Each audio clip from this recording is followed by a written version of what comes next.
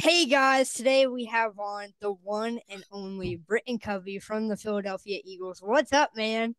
I appreciate the one and only. I don't know. There's probably another Britain Covey out there, but how you doing, man? Hey, I'm doing great. Just watching you week in and week out. You kind of make a big play out of nothing, it always seems like. So I always appreciate you doing that for our birds and just welcome onto the show, man. I'm super excited to be talking to you. Thanks, man. Yeah, I've seen a few things about the show, so I was pumped to come on. No, I'm excited. So this week you got your first career reception in the NFL. How did that feel, man? Yeah, that felt great. It's been a minute.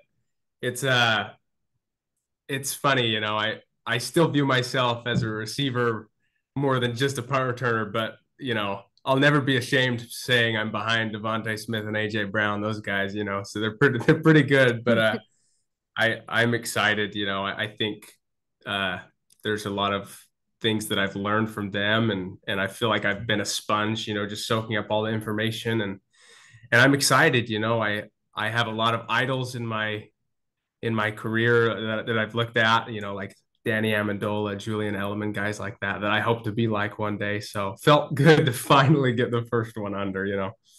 Yeah, it was awesome. And I remember I saw it and I was like, let's go. Yeah, it was close. We were close to breaking it. That it was a screen, and we caught the right coverage, but uh, Mulata and I were kind of on different wavelengths about where he was going to kick the guy out, if he was going to log him around or kick him out, and he was kind of in between. And so um, hopefully we get another chance. Yes, sir. So when you're returning a punt and you're cutting back and zooming around the field and doing everything that you do looking for a block, what is going through your mind and what's kind of your mindset going through that? Yeah. Well, punt return I think it's a lot more complicated than people think. I think a lot of times people think it's just athleticism and juking and things like that. There's a lot that goes into punt return, right? Obviously, first and foremost, if I don't have good blockers, doesn't matter if you're prime Devin Hester, you're not gonna pick up any yards, right? And so I give a shout out to honestly the guys blocking for me first and foremost, and just kind of obsessing over the fact that it's a unique play in football. It's so different than any other type of play, and it's not just being quick and fast. It's about understanding. Okay, there are times to take risks and try and get outside, and times to just not take a risk and get 7, 8 yards upfield. And I think a lot of times it's not flashy, right? But it's consistent. And then as the team starts to realize that you're willing to stick your head in there and get vertical, they want to block harder for you. And so I think that's kind of what my goal is, right? Show my teammates that I'm not scared to take a hit, to get north and south. And once they realize that, they block a different way, they block harder, and that opens up gaps, right? And so it's a lot more complicated than I think people think. So I'm just grateful that I got some guys up there blocking for me. Josh Jobe, Keely Ringo, those guys. Yes, sir. And whenever we see the punt team of the opposing teams go on, we know it's going to be usually a big gain. You know, you had that pretty big gain of 54 yards, I think it was this past game, and it was just awesome, dude. I always love seeing it. It's like a hot knife to butter watching you do it. It just looks so easy. Well, I'm glad it looks easy. It doesn't really feel too easy, but fair catches can be easier sometimes. But I'm glad it looks easy. So what's your favorite part about being a Philadelphia Eagle, man?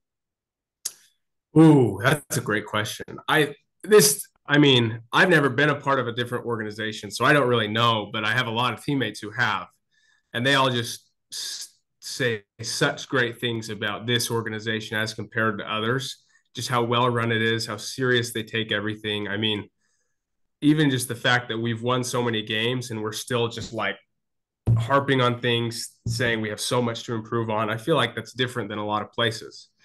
And it's a great culture because it sets, a precedent that, you have to win here. And I think that's why the Eagles have been so good for so long.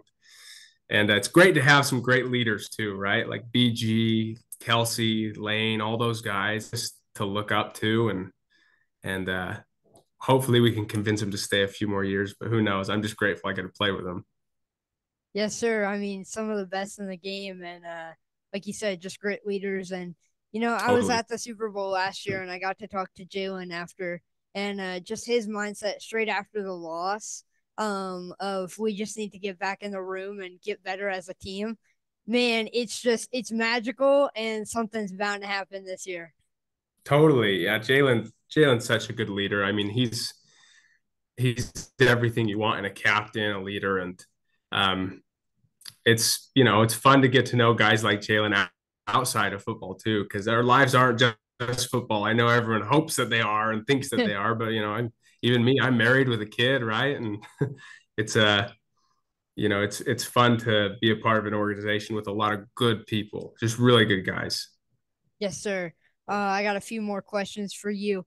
So, Yeah. obviously a rocky couple of games, few losses. Then we get to New York and we catch a dub. What has been the mentality though, going through Yeah. those, and how to adversify through those struggles? Yeah. I mean, it's a great question. Honestly, I think looking back, I think it will be a positive thing that we went through. It was such a difficult stretch of games. It really was, both physically and mentally. Um, and it kind of exposed some of the weaknesses we have, right? And I think getting those fixed is not a 1 week thing. I know everyone hopes that it would be, but getting weaknesses and deficiencies fixed isn't a 1 week thing. The good thing is there are certain things you can fix and certain things you can't. You can't fix not having the talent. You can't just go pick up a bunch of free agents. And luckily, we don't have that problem. We have the talent. So a lot of the things we have are fixable, but it doesn't just happen in one game. I definitely think that the first couple losses, our our minds weren't in the right spot. Like you felt that there a lot of guys were tense and obviously still a little tense. But surprisingly enough, it was after the Seattle game. It was almost like we had hit rock bottom, and the only way to go was up. Right? Everyone was hating us, and we were hating us, and finally, it was kind of just like the vibes turned back on, and I really felt like last week was kind of a turning point in the momentum shift, and I feel that again this week.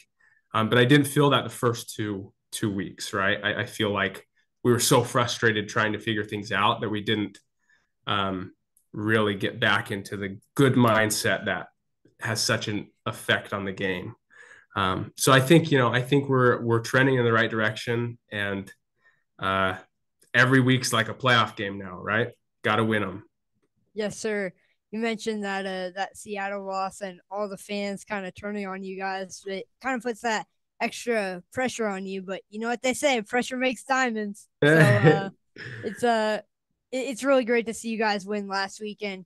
Going into Arizona this week with a familiar face with Jonathan Gannon. I'm super excited to see that game too. Yeah, no, me too, Coach Gannon, and it's going to be exciting to play against one of my best friends there, Zach Pascal. Right, we know Zach, Yeah. so it's going to be a good one, and I think we're trending, like I said, in the right direction. And I don't know, I just think it's important to listen to the voices that matter, right? And the Yes, sir. voices that matter is usually the guys in the building. Yes, sir. So one last question for you. With every podcast to finish, I have a anti-bullying campaign to just raise awareness for kids who are being bullied and kind of have an outlet for them to go to. So, in your opinion, what is one way that we can stop bullying for the youth? Oh, that is such a great campaign. I'm proud of you for doing that. That's awesome. I think a lot of times, uh, the people who are being bullied or who are doing the bullying either don't recognize how mean they're being, or they have something going on at home too. And I think all it takes sometimes is for people to ask questions and listen to the person who's doing the bullying rather than just scold them. So uh, I think a lot of times you need to help the person who's being bullied, of course, but you need to show some grace and respect to the person who's doing the bullying, especially if they're a kid. It's different if they're an adult. If they're an adult, most of the time they should know better, right? But for kids, I mean, I look back at my life and man, I probably said or did some things when I was 12 years old that was bullying that I thought it was funny, right? And so it just makes you think that every kid is a kid at heart and they need to learn, and maybe there's stuff going on at home that you don't know about. So I think, it's about asking questions and being willing to give people the benefit of the doubt. Um, that's just a different twist on it. Of course, bullying it's wrong in any sense of the word. And, I think a lot of times it makes people feel tough, and really it's like the least tough thing you can do. Right. So that's an awesome campaign, man. Yes, sir. I always say hurt people hurt people. So I agree with you 100%. Yeah. Britain, this has been just an absolute honor to have Been you on the great. show. Thank you so much. Absolutely, man. I was super happy to be on. Let's hear your prediction. What's your prediction for this week? What's the score going to be? You know what? I need a touchdown, Britain. I need You I need a need you to get touchdown? one. I need one too, okay? We've been close, but man, it's we got to do what we can. It's all right. You gotta get a block and get in there. Love it, man. I think it'll be like 28-21, somewhere Okay. around there. Okay. Hey, a win's a win. A win is a We haven't win. had a comfortable one in who knows how long, but let's just get one. Right. All right, man. Thank you so Okay. much. I hope you and your family had a amazing holiday season, and I hope you have a safe and blessed Happy New Year. Thank you so much, man. Thanks, Gio. So good to be on, man.